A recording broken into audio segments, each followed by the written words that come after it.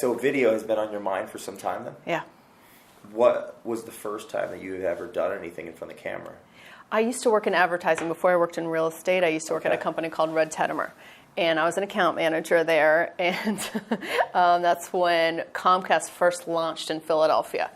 This was 15, 16, maybe 18 years ago. You were in real estate about 13 years. Yeah, so I was always the extra person on set. They said, "Oh, Kristen, you be the extra in the video, or you be in this commercial," or so I was in quite a few of the original Comcast commercials. Was it like a natural taking you had towards video or film or interest? No, I think it was just being in the business, and you're around, the cameras and filming commercials, and you're on set with the client, and then I kind of, it was fun. You grew like a liking to it. Yeah. Now, did you see yourself at the time moving up the ranks of like advertising and was this like the news media? No, it was a company. We did a lot of, it's like branding and marketing. So like Comcast was our client. So we designed their logo. Okay. We did all their, for Comcast Online, for Comcast Cable, we did all their advertising, all their print and television. So all their commercials. There's a commercial I was on, and I was the eye of Comcast. Wow. So okay. Just my eye was on there. Yeah. This is back when they didn't have a lot of money. Okay. And they were like, but the budgets were very low, and they're like, "Oh, Kristen has a pretty eye." They need your blue eye. Yeah, they need your blue eye to do that. So was there a future for you in being an eye model, or was it? No. This is real estate, yeah. No. We almost had it. Yeah, no. That's when I discovered real estate. The market was taking off, and I said, "Oh, wow!"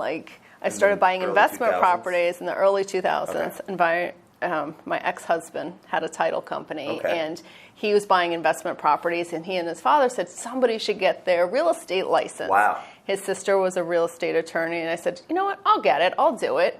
Why don't I do it?" So it was really on like a timing thing. Yeah. But you stuck with it. Yeah. Interesting. I stuck with it. What was the big draw to real estate for you?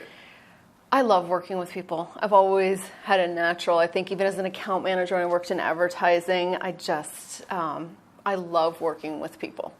And now in that industry, was it like a dying horse or a dinosaur you could see? Was it the industry?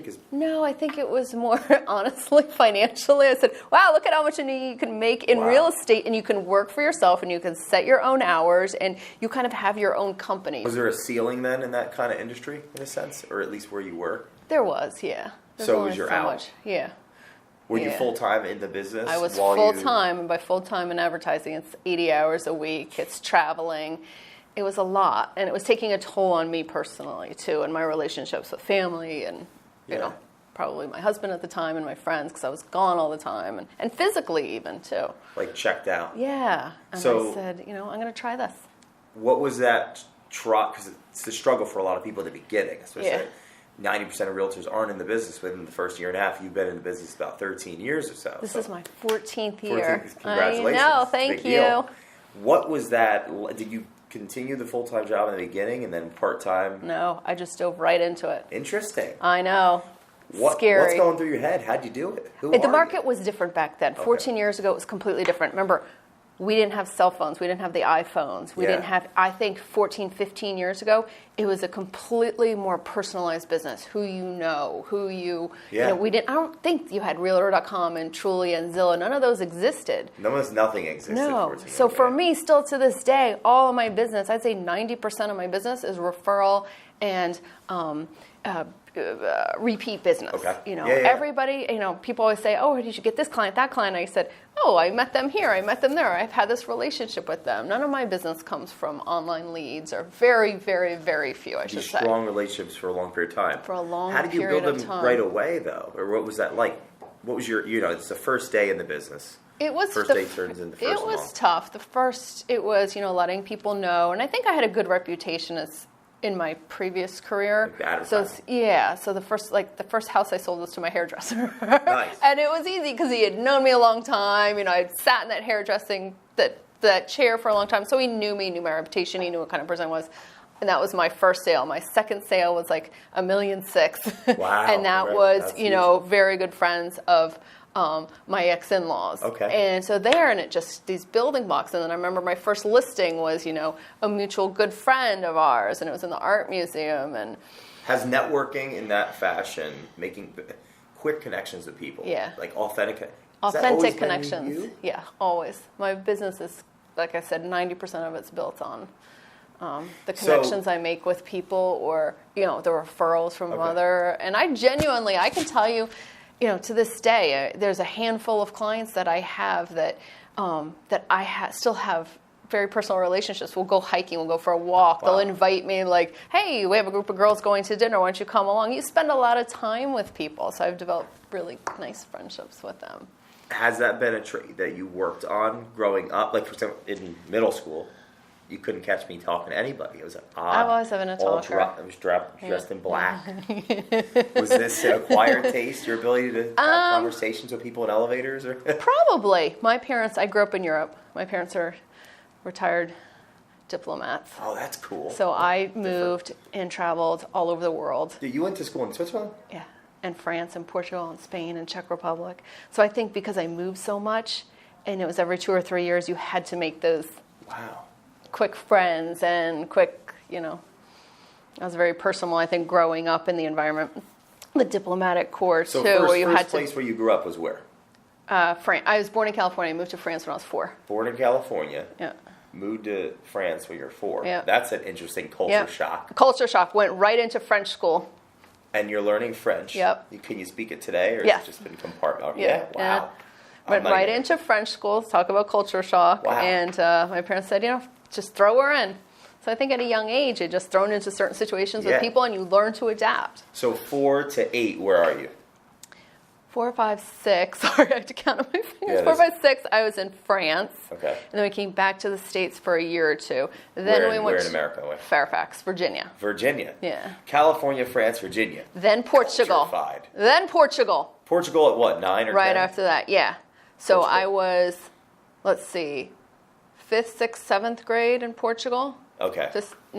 4th, 5th, 6th in Portugal, in Lisbon, Portugal. 5th, and let me tell you, I still have all these friends in all these countries. Are they connected with you on social media? All of them on social media. That's so cool. And I can tell you how many of them still to this day. It's like, come over, you can stay at my house. We haven't seen you in years, but I still keep these connections. I can tell you, I'd probably go anywhere in the world and I know somebody. You could be my travel agent. I could. No one even knows what that is anymore. Yeah, Expedia. So then we're in Portugal, and then I went to Geneva, Switzerland. What is for that 3 years. Or was that like, I guess? For me, it was normal because everybody, my parents worked at the embassy, and most people that you're traveling, the schools I went to, a lot of the kids were also embassy children. Okay. From all over the world. So you were used to, you'd say, hey, where'd you just come from? Or meaning, what country you just moved to? Or where are you going next? So it was normal. And you're 13 living in Switzerland. Yeah. So then we moved to Geneva, and I went to the International School of Geneva, and that was like a melting pot of, it's one of the most famous international schools in the world. Was the academics really tough? Yeah. How did you manage that and friends and... It's going out? Did you rebel a little bit? I have been rebelling my whole life. No, not really. My parents were pretty strict. Studious. Yeah, my parents were very strict, but you were on. It was the British program, so the school was like a British. You didn't do. It wasn't like in the States where you're going to school 9 to 5 and you have the same school every day. Every day it was different, and sports were different, but you get to meet. You're in a school with people from there's probably 100 different nationalities in your school. Wow. Yep. Has that affected how you treat people? Absolutely. So you're mean most of the time? Absolutely. Yeah. Well, I'll tell you, for example. You've got a very light energy about you. Very light. We were, I think, the most profound change when you talk about how, when treating people was, maybe it was the early, when did the Gulf War first break out? I can't remember. In the late 80s, in the 80s. And after the wall, I think. Yeah, so we were in school, we were at the international school, and Saddam Hussein's nieces and nephews all went to our school, the Al-Takridis. We had myself and a lot of other embassy kids. We had the entire Kuwaiti royal family that was at this school. We had the Israeli ambassador's kids. So what I'm trying to say is you had a melting pot of all these children from, whether it's heads of state, presidents, kings, queens around the world, and we all went to school together. Geneva's kind of a little bit of a bubble. We didn't know what was kind of happening in the outside world, and all of a sudden our school shut down. They shut down our school because they said there was too many people. You had the Kuwaiti royal family there, you had the Al-Takridis that are there, you had the Saudi Arabian royal family there, and all these children from all these diplomats and presidents and they said, we got to shut down the school. There's too much controversy that's going to happen here. So they shut us down for a little while. 14? Yeah, we're all sitting in school. Like, I'm sitting in school next to somebody who apparently is our, your enemy. Yeah, our enemy. That we're going to go to war with. Your head at that point? These are my friends. This is who I play basketball with. This is who I play soccer with. This is who I'm, sitting in the. Yeah, this is who you're sitting in. You're sitting in the cafeteria with. And at that age, we were just friends, and we were all just taught to love each other and respect each other and cultures and appreciating each other. And all of a sudden, like, we're divided. Wow. So, you feel like you brought that mindset into your business all the years later of, like, appreciating people for where they come from? I think so too. Yeah, absolutely. What year, or I guess what age was it that you came back to America? Did you stay in Geneva after Geneva, I went to Lugano in Switzerland, the American School of Lugano, till I graduated high school. And my parents were living in Prague at the time. Wow. And they originally moved there. It was still Czechoslovakia. So we were there when the country divided. So I ended up staying maybe another year after high school, and I worked at the embassy. Wow. Because I thought it was, Were you in that at the time? Like, I loved working. This is what you're going to do with your life? I loved working there, and I loved working, and I loved, being around. Shirley Temple was our ambassador. Wow, Shirley Temple Black was our ambassador there, so I thought I was super important working at the embassy, and I liked it. And then I came back and went to college in D.C., and then... What was your draw in college? Like, what were you drawn to? Was there any specific discipline? Was Nothing. It politics or anything? People thought it would be the foreign service, but I always liked business. I always liked marketing, and I majored in, I think I did business with a minor in marketing, but I was always drawn more towards working, and I got a job at KPMG. Okay. And I think and that's where the advertising started? Yeah, my sophomore or junior year, so I worked full-time. I loved working. Was this in D.C.? In D.C., in New York, or? In D.C. And then how the heck did you end up in Philadelphia? My college boyfriend. There you go. It's always that. Yes. My college boyfriend. Stayed, so I did. I moved to Philadelphia. Philadelphia was very different 18 years ago. Yeah, 18 years. I moved in 2000. Like this, I moved right after New Year's on 2000. Huh. And, I was a little bit hesitant because Philadelphia was not what it is today. And I said, well, you know what? I moved up here. I'm going to make the most of it. Interesting. And I liked my job, and I was starting to make friends. And, I was going down the shore to Shore House in Avalon and moved to Manayunk. And I said, I made a go of this. I'm not going to go back to DC. You think all that traveling growing up conditioned you to be able to say, hey, let me just take this risk? Because it was a different city at the time. Yeah. I didn't know anybody here. I knew my ex-boyfriend and his family. I didn't know anybody else. Wow. That's courageous. But next thing you know, like I said, I was in Avalon, getting to shore houses in Manayunk, and met all these great people. And the rest is history. The rest is history. So you're in advertising. You're doing a lot of traveling. Yeah. Which is a normal part of your ethos at that point. Yeah. But something shifted for you. You said, hey, I want to get into a new business where the sky doesn't have a limit. Things were changing. The advertising, the landscape of real estate was changing in Philadelphia. Yeah. And anybody can look back 14, 15 years ago. Look at Old City. Look at, I look at Graduate Hospital. All that was changing. It was a good opportunity. And the first 4 or 5 years were great, and then it tanked a bit. You were in the business already at the time. You were a Coldwell banker. Yes, I was a Coldwell banker. Now the market is like shooting down. Right around where you're already in Coldwell, maybe 3 years in the business, 4 years in the business. Yep. What was that like? Right, I don't often get to talk to a lot of people that have been through that. It was, before that happened, I was kind of going through a transition. Coldwell banker was great to start with. I did, but I wanted to break into the higher end market, and I wanted to be, in the luxury market. And I was starting, to get clients in that market, but Coldwell banker was not the place that I knew I was going to be able to grow evenally. At that time, and at that place. Your culture fit. It wasn't. It was not my fit. So was it a mentor or just an opportunity that got you there in the first place? I was referred to somebody that was working there at the time, and I interviewed at a couple things. And I remember it wasn't Berkshire Hathaway. It was Prudential, Fox, and Roach when I started. And I remember looking at them, and I said, oh my gosh, they're the big guys in town. Like, I'm not ready. Like, they're going to eat me alive. Some of the agents that are here, we have the beast mode. Yeah. We have some great agents. Jim, and I said, Mike, and I don't know Joanne Davidoff. Some of these big agents that have been here for 30 some years, like, Quite intimidating. Huh? Yeah, and I said, I'm not ready for that yet. I'm just little Kristen. Yeah. So that's when I said, I'm going to go work for Alan Dom. Yeah, well, he's the condo. I mean, yes. I think I read about him in the Millionaire Real Estate book or something at one point. So he was... Was it true with the 3 secretaries calling FSBO? Oh, yeah. He's answering the phone? Yeah, and it was, I went to work there, and, Alan is the condo king, and he owned a lot of properties, and he was rehabbing a lot of properties, some of these buildings like Park Rittenhouse. Yeah. So that was the Sheraton Hotel, so the opportunity to go and, experience what it took, selling raw homes, unfinished. So I got a lot of good experience, and he's. What was that like, or has it to be in the presence of someone that really has a handle on their business? He was Some very. Of the things you took away. One of the biggest things you take away when you're in real estate, you work for yourself. Yeah. You had to be very disciplined about a schedule. Because remember, you don't have to get up and go to work the next day. You don't have to nobody's there to force you to do anything. Yeah. So I look at a lot of new agents, and they're not disciplined in a lot of ways. I get up every day, no matter if I have clients or not. I get dressed. I look professional. I am ready to go. I follow pretty much as I can a structured schedule, whether it's, working out in the morning and when I'm going to make calls. I have my week planned out ahead of time. Is this what you learned from mentors like Alan? Yeah. Watching them, observing them? And it was how many days a week that you're going to set aside for, I'm going to, work with these 5 past clients. I'm going to meet this person for coffee. I'm going to meet this person for this. I'm going to reach out.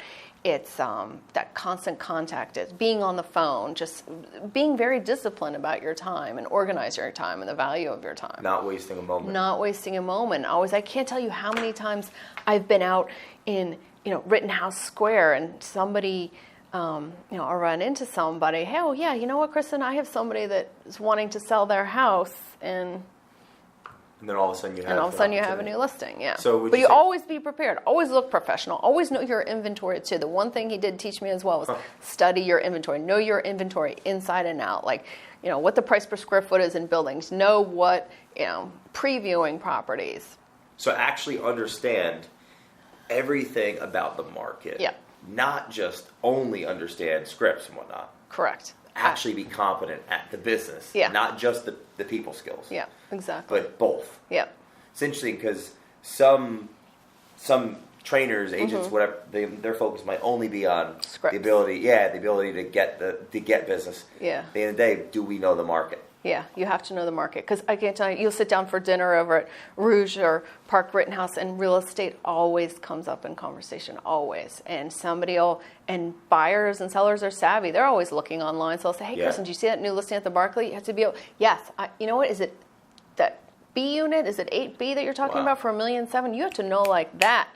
So you invest a certain time block, is a time block you kind of follow? Oh, yeah. I mean, all of us. Every morning you study new inventory. So new you do inventory. That every morning. Yeah, a good agent will study the new inventory and look what's on there, what came out, say the pictures. Go on Tuesdays, go do your broker's tours. Networking with other agents is extremely important. When did you start taking it that seriously?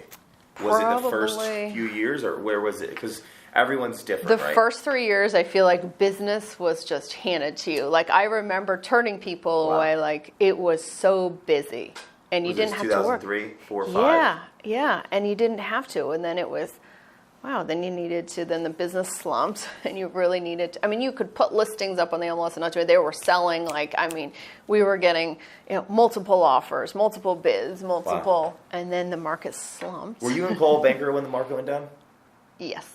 I was just transferring to Alan. Yeah. You were, okay, so when things went kaputs, you just got into Alan's office. And it's all right, now he's got it together. Skills to the test. It's time to learn. Yeah. He obviously saw something in me too, to be able to come and hire me on, because he wasn't one to, Yeah, most aren't. People they turn people away every single time. Yeah. So, was there a part of you I've been there? I wanted to quit. Right? I got in an accident. I wanted to quit. I just wanted to give up. Yeah. Was there moments where you thought about that? Yeah. I don't know if it was that. There were moments of extreme stress and anxiety. Because we had this much inventory and selling, and this many buyers at the time, and it was I learned to manage my stress a lot better, my anxiety. That's when I started doing acupuncture. I remember laying on the floor in my office with my feet up on the wall, like breathing, because it was that stressful in the hours. This is, it's a 24/7 job. And then when people, the iPhone, it's the texts that constantly come in and the emails. Like, there's no excuse right now with buyers and sellers why you can't answer. Wow. So there was a point where you were ready to cash in, but you didn't. Oh, yeah. No. What kept you going? Was it the vision of like where you were taking this thing? Yeah, you come so far, and I knew I was good at it. And you started seeing, a lot of agents dropping out of the business. But I said, I truly did love what I love what I do. And it was a matter, for me, it was just a matter of I wasn't spending enough time. All my focus was on work. I need finding the balance between work and self-care, So for you, self-care is the gym, it's acupuncture. How do you decompress yourself in 14 years now in the real estate working business? out in the morning, always working out in the morning. I plan vacations. You have those vacations on your schedule. If you don't have them on, then you're not going to take them. Wow. Like I was just at Canyon Ranch for a week, and it's like that every time. quarter? Oh, yeah, maybe sometimes a little bit more. I spend a lot of time outside, but you have to have those planned vacations. You have to take care of yourself, too. It literally mind, body, spirit. Do you see a lot of people run themselves ragged in the business? Yeah. And if you're not taking care of yourself, you're not going to be good to somebody else. Was that something that you've discovered over the years through experience, or was it something you've had a mentor or someone teach you that? Something I discovered kind of for myself Just and what works. Yeah. And you know what? Also, sometimes you look at these older agents, like I always study, I shouldn't say older agents, these more seasoned agents that have been in the business, and you see them taking that trip to Italy for 2 weeks, that trip to the south of France, and certain times a year, it's going to be slower, and they're consistent about doing that. And you've observed that. Yeah. That's like a common denominator. Yep. It is talked about a lot in the personal development industry. It's like plan your vacations. You have to take your time off ahead of time, and then it's going to come back bigger. Yeah. So it's like there's those vacations that people never take. No, and you have to. Whether it's a cultural vacation, you're going to France, and you're traveling and going to the museums and the chateaus, or if you're going to like I was just in Canyon Ranch, and I'm going to do some meditation and energy healing and yoga and hiking and canoeing and lots of scrubs and rubs and how big of a like difference has that made in your personal and business life? Oh, tremendous amount. Meditating? Have you meditated for long? I meditate every morning.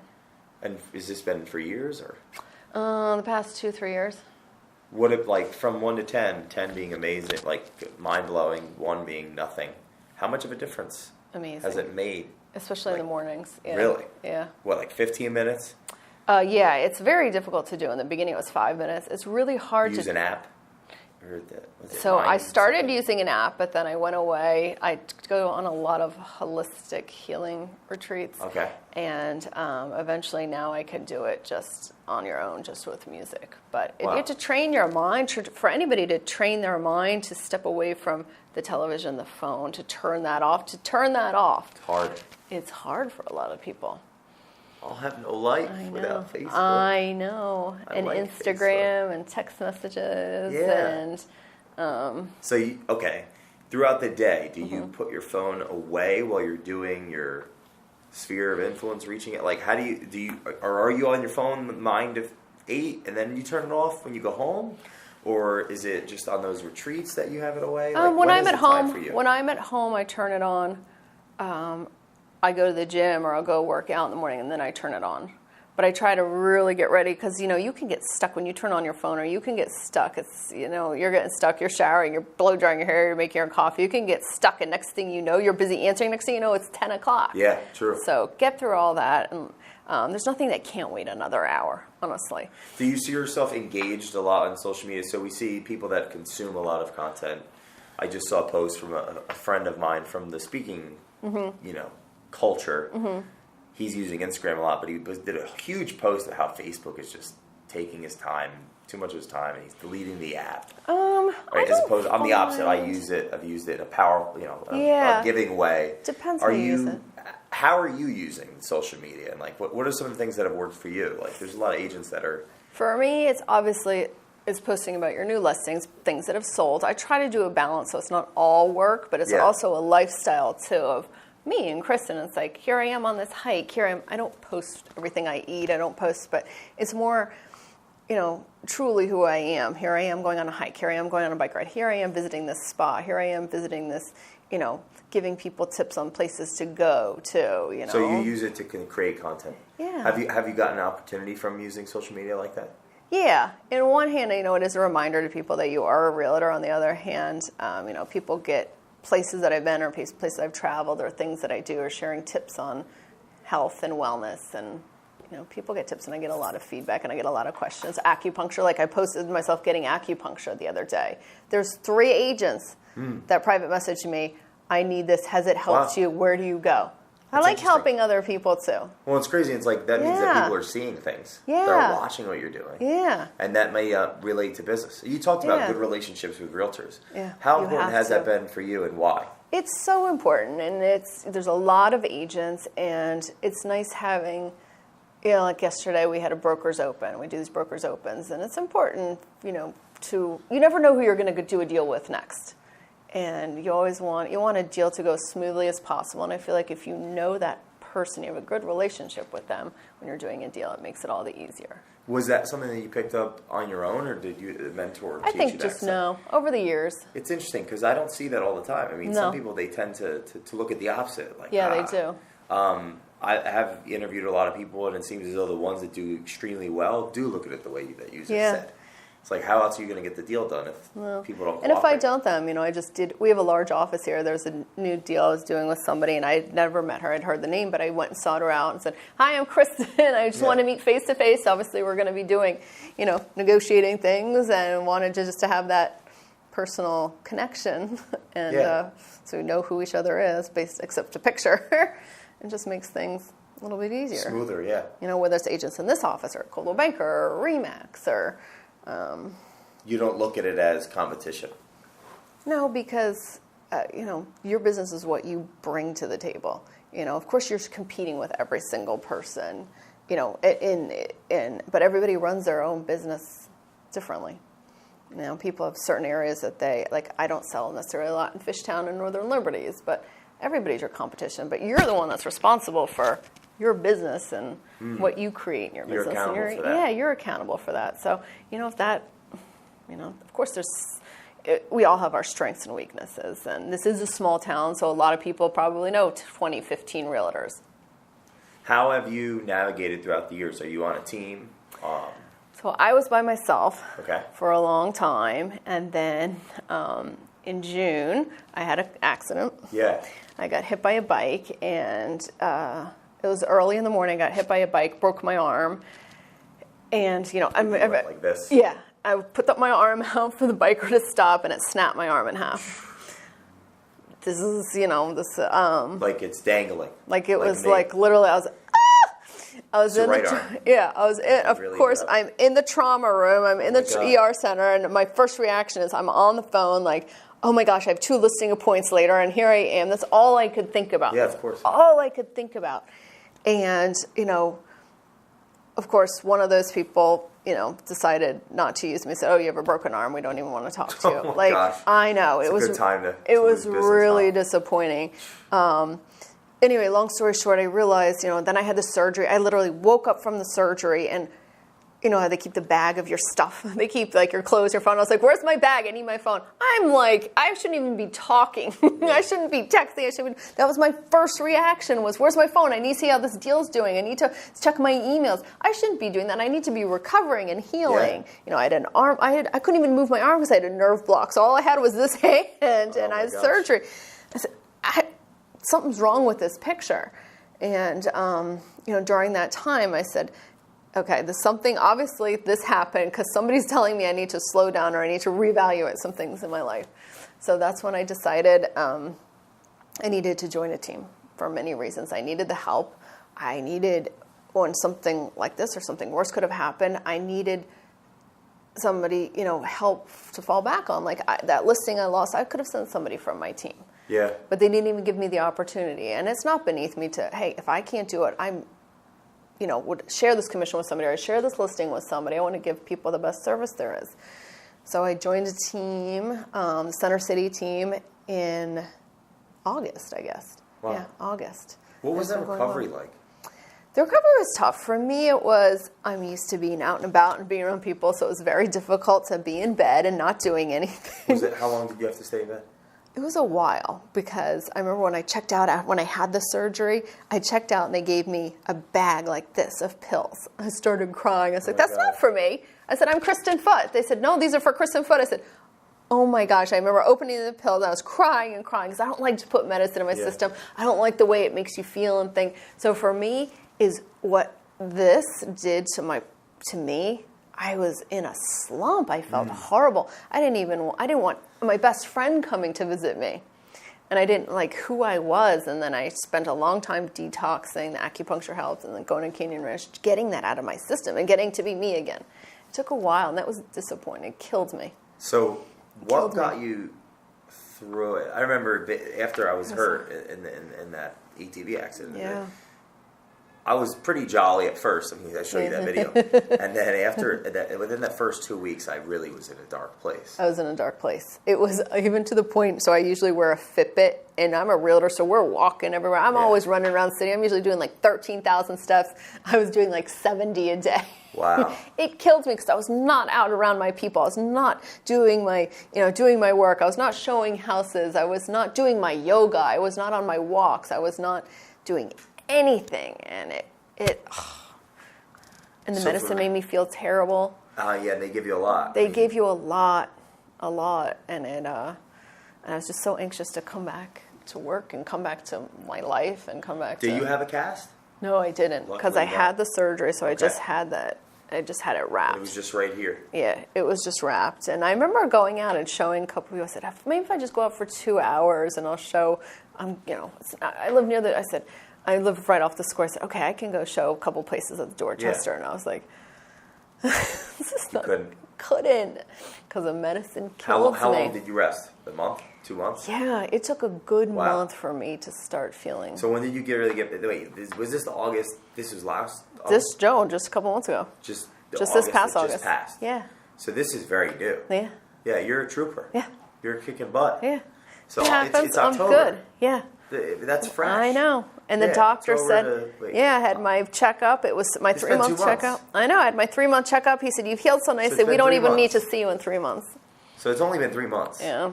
That's like a bike hit you. A bike hit me. And your arm was broken like mine was broken. Snapped it in half. Yep. Yeah, that's crazy. Good. Mm-hmm. That says a lot about this, huh? It did. So it forces you a lot of changes.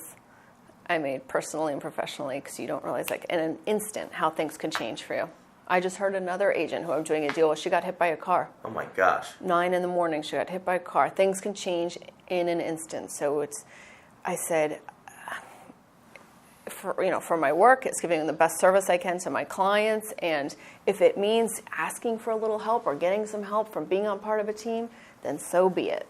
Wow. Because I don't want this to happen again. And I didn't want things, although everybody was very, very understanding, like, it pained me, like, it made me worry so much that I wasn't on top of things all the time. And my sleep patterns were off. So I want to make sure, and personally too, It's only been 3 months. Yeah, You're personally good. too.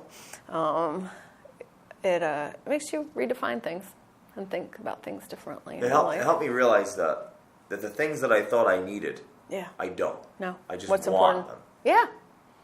So the separation of need and want. 2 very different things. 2 very different things. Do you really things. need those new pairs of shoes?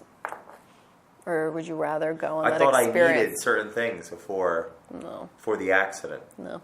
If only we could hurt everybody. I know. I'm not going to hurt you. I say it all the time. It's like, because I have been in that trauma, it's almost as if now I can help someone come out of theirs without them being in it. Yeah. It's a gift. It is. To be in that, to overcome that. You think you're going to now take these lessons, I guess this philosophy, and bring it into your business? I absolutely have, and I absolutely have with friends and other coworkers and that's exciting. People. It's a blessing. It is. There's a place I go to out in Palm Springs. It's called We Care, and I'm going next month, and it's a go away. You go away, and it's fasting for 8 days. Wow. Fasting, meditation, it's clearing mind, body, soul. So it's a month from today. I can't wait to go. Yeah, I'm literally exciting. counting the days. They wouldn't take me. You can't fast until after you've been out of surgery. So I've been counting the days so I go, but it's a lot of healing. The fasting, the mental clarity you get from fasting and meditation. And Do you think that you would have been able to handle this accident so well prior to all of this, the mind-body work you've done the last 3 years? No, not at all. Like, Not how at all. would the Kristen of 5 years ago, 6 years ago handle it? Honestly, probably would have kept popping those pills, like, take that Percocet, like that's going to ease the pain, But you didn't, you said no. I mean, one of the first thing I did was to call my acupuncturist. I need the help healing and making sure you're getting the right foods in your body. Like, look, don't get me wrong, I gained 15 pounds. Yeah, when I had this surgery, I remember that happened to me. which kills me. But knowing what foods and knowing how to self-care and self-love and how to take care of your. Wait, okay. So what brought you on to working so hard on your mindfulness? Because that was 5, 6 years ago. I think I started doing yoga, and I went on a yoga retreat for a week in Costa Rica, and that's where So the yoga retreat, that culture. Yeah, that culture of. I went on this yoga retreat, and I remember, I know what happened. I was showing houses, and unfortunately, this is a terrible thing, I saw a woman jump to her death off the Dorchester building. Oh my gosh. While you're doing that. While I'm walking across the street, I saw a woman jump to her death, and it was obviously very upsetting to me, and if you've ever seen anybody die, I guess she was very sick and she did it, and I was very shook by it, and I'd been thinking about going on this retreat, and I needed to get away, and it was in February. I said, you know what, I'm just going to go on this yoga retreat. I didn't know anybody that was going. I'm going to go on this. I'm going to go to Costa Rica, and so we get to Costa Rica, and we're in the very southern tip of Costa Rica, and we're not in a touristy place. Like, there's no TVs, there's no tall buildings. We're living in a mango grove in these little huts, and I remember walking in there, and this can be a little high maintenance. And I was like, where's my bed? Where's the TV? Like, where's, you to take water and pour it in the toilet when you're flushing? So there's no television, there's no signal for my iPhone, there's no, internet. Where am I going to... But it forced me into that for a week. And, a few tattoos later. What? All right. Nice. You got a tattoo. A tattoo. That's when they had the full moon party. Wow. The full moon party, and it forced me.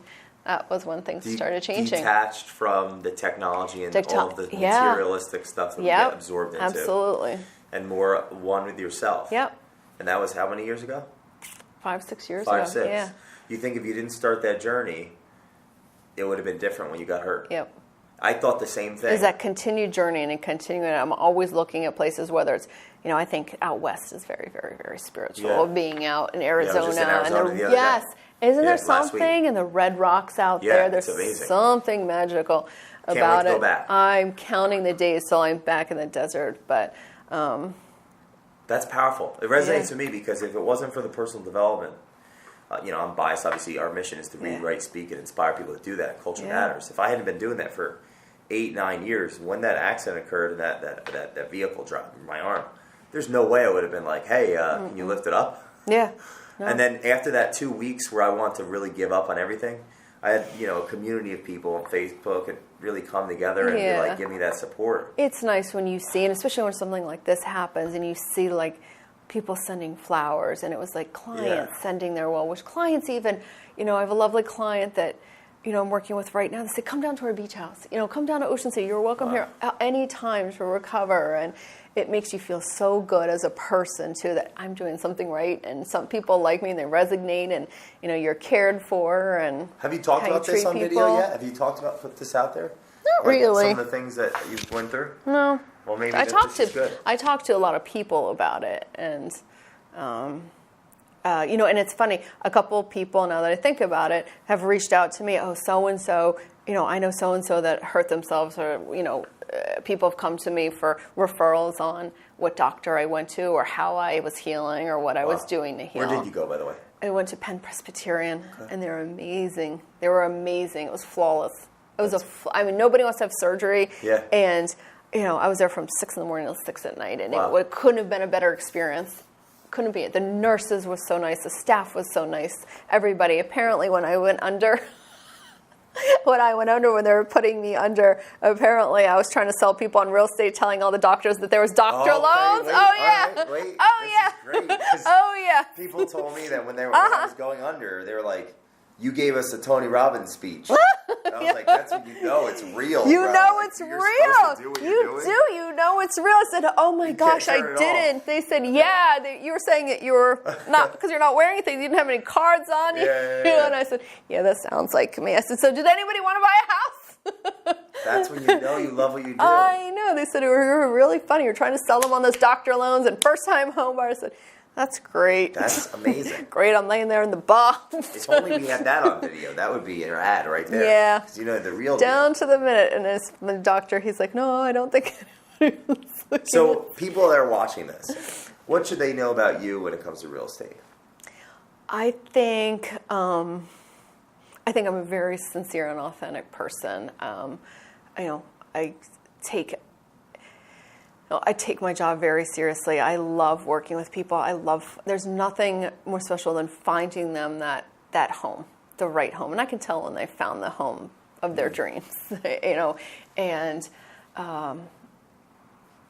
I've developed very good relationships to this day with all my buyers and sellers. And I still, Wow. I'm very authentic with everything that I say and everything that I do for them. I had a seller yesterday, and he's a developer, so it's not his homes that he's selling, but he said, he came to the home, and I surprised him. I had all the candles out, and I had flowers at the open house, and, he had these window boxes. He goes, "I can't believe it." He says, "You take such good care of me. You've had all these window boxes planted, and you go that extra." I said, "Because I take pride in my work," and I said, "It's a reflection of you and your work, of what you've done, and, doing all the little things." Wow. I probably spend a little bit too much time on everything, but it's okay. The detail that counts. The details, yeah. And you stayed Making in everything's touch. perfect. It's interesting because I, listen, observe, and one of the things I see a lot is agents, owners. It can be tough for a lot of people to stay in touch with their clients. Yeah. And it's one of those things that people sell courses on how to stay in touch. Yeah. How do you stay in touch? Sounds like all your business is coming from the relationships that you've kept. It is. A lot of them, Philly's a small town, so a lot of them you see around a lot too. But I'm always sending, and I do it because I love it. I always send birthday cards or home anniversary cards, or when people's having their, like this year is somebody's first Thanksgiving in their new home. Like always send something nice because it's special to them. You keep it simple. Yeah, You you just keep do it simple and you keep it authentic. You do it because not because you should do this or like, but you do it because you want to do it, and you've worked so long. I always get sad. There's another couple I'm working with. They're first-time home buyers. They're buying this beautiful new condo at the Murano, and we spend so much time together. And we're, whether it's with the decorators or the inspection. I said, "I'm going to miss you guys. Like we talk every day." I said, "I'm going to miss you guys when this is all done." We're not losing touch, Kristen. Like we're still going to see each other, and I truly believe that. Wow. Like they'll call me up, "Hey, we're at Happy Hour. You want to stop by and have a glass of wine?" Or, I just, invited my friend Alyssa. Said, "Hey, we both like, going to the spa." I said, "Oh, hey, there's a new opening. Do you want to come with me?" That's cool. Because I truly enjoy being with these people and I like it, but it has to come from the right place and a real place. How do you see the way things are going with the market now? Things are turning a bit. The future, yeah. What's your beat on the street? You spend every morning looking at things. The market's changing. Inventory is up. We had very low inventory for the better part of this year now. Now inventory's up. It was a seller's market for a long time. Rates are going up a little bit right now. So things are starting to get difficult again. Houses are staying on the market a little bit longer. So you really need to... Realtors, I don't feel like they just slap things on the MLS and they're just not working. They'll take the pictures. I still see people to this day not even taking professional pictures. Yeah. Right now, that needs to be a norm. that is at least what you should be doing and doing the open houses. And you have to go that extra mile. More than ever. More than ever, yeah. And Wow. people do. You see a lot of agents that are on social media and Facebook and doing videos and doing floor plans but you have to go that, old school, like what Alan taught me, is picking up the phone and calling buyers and calling sellers. And Is that part about of your regular listing. regimen? Yeah, or calling people that you know. That's why it goes back to having good relationships with other realtors. Because I say, you know what, I have this new listing in Bainbridge. I know you sell a lot here. Hey, I have this coming up. So, you call the building. realtors that you know do business in certain areas where your listings are. Yeah. And you start conversations. I don't hear that a lot. That's interesting. You have to. Hey, I know you sell a lot. You're looking at Graduate Hospital. Hey, I have this listing coming up. Do you have anybody? You know, I have a new listing coming up at 2 Liberty, and I already reached out to a couple of people. Thanks, not even try yet. But I say, hey, I know you sell a lot, and you do a lot of condo sales. I have this coming up. Because you want to start. Why should I wait 3 weeks from now? Wow. So don't wait. No. Let's not say, in this market.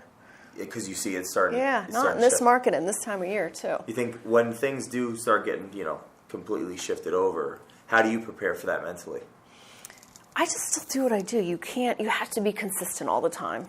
You have to be consistent with your daily routine and the way, your marketing and your advertising and keeping, those relations up with buyers and sellers and so you being in front of them all the time. You meditate. Yep. You work out. Yep. Or you work out first and meditate, whichever one. Usually meditate. You get first. to the office, dressed to impress. Mm-hmm. And you're reaching out to your past clients. Sometimes in the morning, like I'll have coffee or breakfast with somebody early in the morning at Park Rittenhouse. Yeah, you're already starting that and that momentum. Yep. And then you're in the office as a regiment, basically, when you're not showing houses or I'm working from home. Yeah, either one.